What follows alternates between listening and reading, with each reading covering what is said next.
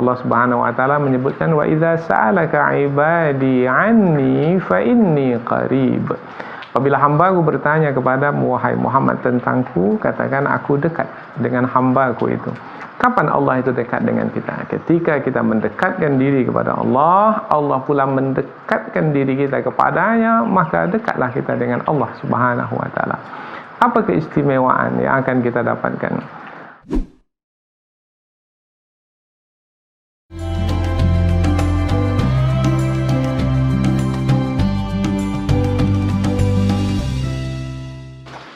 Assalamualaikum warahmatullahi wabarakatuh. Alhamdulillahi wa kafa, wassalatu wassalamu ala rasulil mujtaba, amma ba'd. Puji syukur kehadirat Allah Subhanahu wa taala, salawat dan salam kepada Rasulullah sallallahu alaihi wasallam. Kaum muslimin dan muslimat yang dirahmati Allah, mudah-mudahan ibadah yang kita kerjakan di sepanjang Ramadan, dan kita sudah berada di sepertiga terakhir dari bulan Ramadan, mudah-mudahan semua ibadah yang kita lakukan diterima oleh Allah Subhanahu wa taala. Kaum muslimin dan muslimat yang dirahmati Allah, apapun yang kita lakukan adalah tujuannya untuk mendekatkan kita kepada Allah Subhanahu wa taala. Mudah-mudahan dengan ibadah yang kita kerjakan sebagai mendekatkan diri kepada Allah, Allah pun mendekatkan kita kepadanya. Jadi ada dua. Ada pertama, kita mendekatkan diri kepada Allah, perbuatan-perbuatan kita. Kemudian satu lagi adalah Allah mendekatkan kita kepadanya. Maka perbuatan itu adalah perbuatan Allah Subhanahu wa taala. Alangkah istimewanya kalau kita mendekatkan diri kepada Allah dan Allah pun mendekatkan diri kita kepadanya. Seperti mana yang pernah didapatkan dahulu oleh Nabi Musa alaihi salam. Di dalam surah Maryam ayat yang ke-51, dan kita bisa lihat di ayat yang ke-52 dan 53, dua ayat selepasnya menerangkan tentang keistimewaan yang didapatkan oleh Nabi Musa alaihi salam dahulu, yaitu ketika Nabi Musa mendekatkan diri kepada Allah Subhanahu wa taala, yaitu dengan beribadah di Bukit Tur Sina.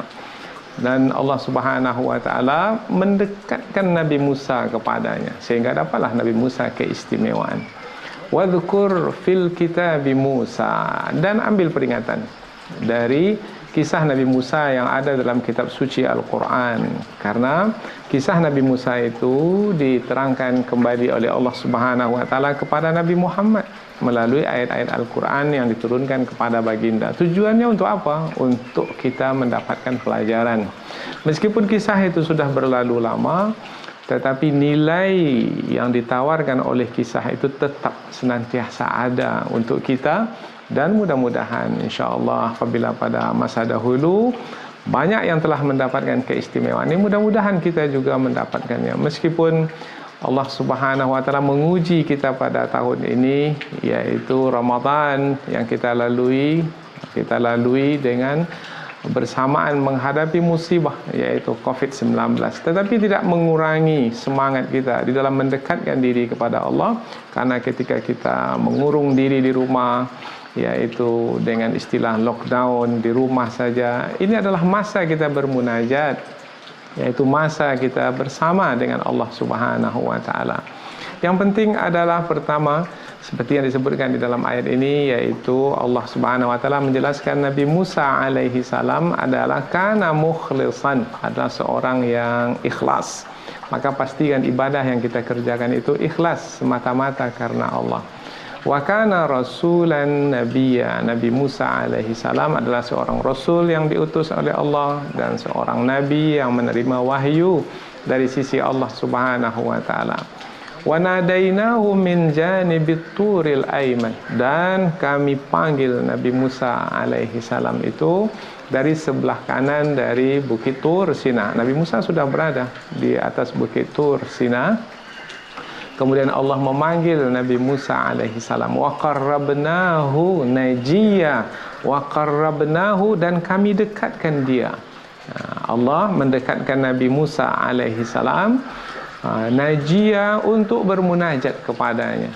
Jadi kita berharap juga, yaitu ibadah-ibadah yang kita kerjakan di sepanjang Ramadan ini adalah untuk mendekatkan diri kita kepada Allah, dan mudah-mudahan Allah mendekatkan kita pula kepadanya. Maka apabila sudah dekat, itu adalah satu keistimewaan. Karena kita menjumpai ayat Al-Quran, yaitu setelah ayat yang berkaitan dengan Ramadan, Allah Subhanahu wa taala menyebutkan wa idza sa'alaka 'ibadi 'anni fa inni qarib. Apabila hamba-Ku bertanya kepadamu wahai Muhammad tentangku, katakan aku dekat dengan hamba-Ku itu.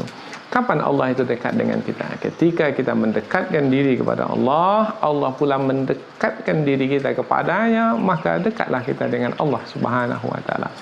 Apa keistimewaan yang akan kita dapatkan? Ujibu da'watad da'i idza da'an. Aku akan perkenankan doa hamba-Ku itu apabila hamba-Ku itu berdoa kepadaku. Nabi Musa alaihi salam berdoa kepada Allah, mudah-mudahan Allah Subhanahu wa taala memberikan kepada beliau penolong, pelindung, yaitu pembantu yang akan membantu beliau dalam berdakwah menghadapi seorang yang sangat kejam, ganas, yaitu zalim pada masa itu, yaitu Firaun.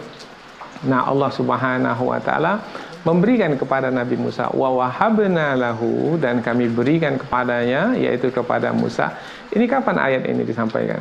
Yaitu ketika Nabi Musa mendekatkan diri kepada Allah dan Allah mendekatkan Nabi Musa itu kepada dirinya, wa wahabna lahu, maka kami berikan kepadanya. Wahaba itu pemberian, hibah, yaitu pemberian yang sebenarnya orang yang menerima hibah itu tak layak untuk menerima, tetapi karena orang yang menerima hibah itu mendekatkan diri kepada Allah dan Allah mendekatkan dirinya, mendekatkan orang itu kepadanya. Ini kita ulang berkali-kali supaya terasa oleh kita fokus daripada ayat yang akan kita jadikan sebagai tatapan atau renungan, yaitu untuk kita mendalaminya lebih lanjut nantinya, yaitu ketika Allah Subhanahu wa taala melihat hamba itu mendekatkan diri kepadanya dan sungguh-sungguh mendekatkan diri kepadanya, dan Allah pula mendekatkan hamba itu kepadanya, maka Allah berikan kepadanya pemberian,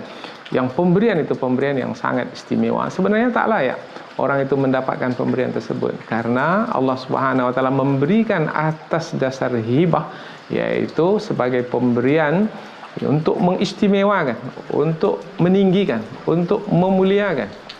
Maka dapatlah Nabi Musa alaihi salam mir rahmatina, dari rahmat kami pemberian tersebut, akhahu, yaitu saudaranya, Harun nabiyya, yaitu Nabi Harun sebagai nabi, Nabi Harun sebagai nabi yang menolong Nabi Musa alaihi salam. Nabi Musa ini dalam berkata-kata kurang begitu lancar berkata-kata, karena ada uqdah, ada ikatan di lidahnya, karena ada cacat sedikit di lidahnya, sehingga dalam berkata-kata tidak lancar, tidak fasih. Sementara ingin berdakwah kepada Firaun, maka Allah berikan kepadanya pendamping, penolong, pembantu, teman seperjuangan, yaitu kawan seorang nabi. Nah, ini adalah satu keistimewaan yang didapat oleh Nabi Musa alaihi salam. Alangkah bahagianya kalau kita mendapatkan teman seperjuangan, teman yang betul-betul memiliki kedudukan yang tinggi di sisi Allah Subhanahu wa taala, dan itu yang akan membantu dan meringankan kita dalam perjuangan dakwah. Itu diberikan dahulu kepada Nabi Musa alaihissalam, dan mudah-mudahan juga akan diberikan kepada kita pada hari ini. Tapi dengan syarat melalui ayat ini, yaitu satu poin yang kita angkat, yaitu dekatkan diri kepada Allah. Kemudian Allah mendekatkan diri kita kepadanya, maka kita akan mendapatkan keistimewaan seperti mana yang pernah didapatkan dahulu oleh Nabi Musa alaihissalam. Wa wahabna lahu, dan kami berikan kepadanya mir rahmatina, dari rahmat kami, akhahu, yaitu saudaranya, Harun nabiyya, Nabi Harun sebagai seorang nabi. Mudah-mudahan di masa ini, yaitu masa kita banyak berdiam di rumah karena kita menghadapi wabah COVID-19 ini, tetapi tidak mengurangi kita untuk banyak bermunajat kepada Allah Subhanahu wa taala, sehingga peluang ini adalah peluang mendekatkan diri kepada Allah, kemudian Allah mendekatkan diri kita kepadanya, sehingga dekatlah kita dengan Allah. Kedekatan dengan Allah itulah yang akan menghantarkan kita untuk meraih keistimewaan.